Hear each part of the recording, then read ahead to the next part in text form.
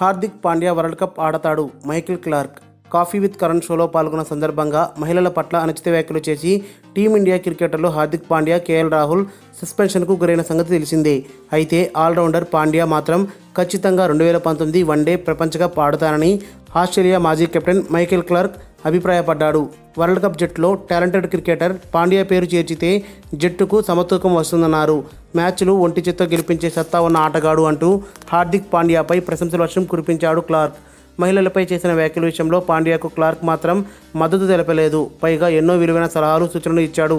క్రికెటర్లు అనగానే చాలా గౌరవిస్తారు, కానీ నువ్వు సెలబ్రిటీవి అయినా ఇతరులకు ఎంత గౌరవం ఇస్తున్నావు అనేది ఖచ్చితంగా ముఖ్యమే. నువ్వు ఎంత సంపాదించినా కూడా మర్యాద ఇచ్చి పుచ్చుకోవడం తెలిసి ఉండాలి. ఆటతో సంబంధం లేకుండా పెద్దలను, మహిళలను, తోటి వ్యక్తులతో మర్యాదగా మెలగడం చాలా అవసరం.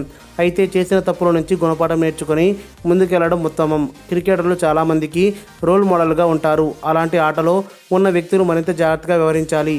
ఆటలో ఎంత ఎత్తుకు ఎదిగినా వ్యక్తిగత అంశాలు చాలా ప్రభావం చూపిస్తాయి.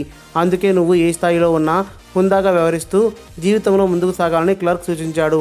హార్దిక్ పాండ్యా, కేఎల్ రాహుల్ చేసిన వ్యాఖ్యలకు గాను సుప్రీంకోర్టు ఏర్పాటు చేసిన క్రికెట్ పాలక కమిటీ COA వారిపై నిర్ణయం తీసుకోవాల్సి ఉంది.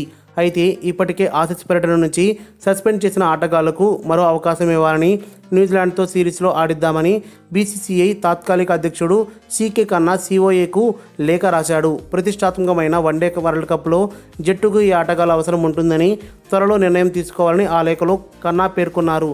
కాగా బాలీవుడ్ దర్శక నిర్మాత కరణ్ జోహార్ నిర్వహించే కాఫీ విత్ కరణ్ అనే షోలో పాల్గొన్న వీళ్ళు సెక్స్ గురించి మాట్లాడుతూ మహిళలపై అసభ్యకర వ్యాఖ్యలు చేశారు. మహిళల సంఘాలు నుంచి తీవ్ర విమర్శలు, ఫిర్యాదులు రావడంతో BCCI వీరిని ఆసీస్ పర్యటన నుంచి అర్ధంతరంగా భారత్కు రప్పించి విచారణ చేపట్టింది.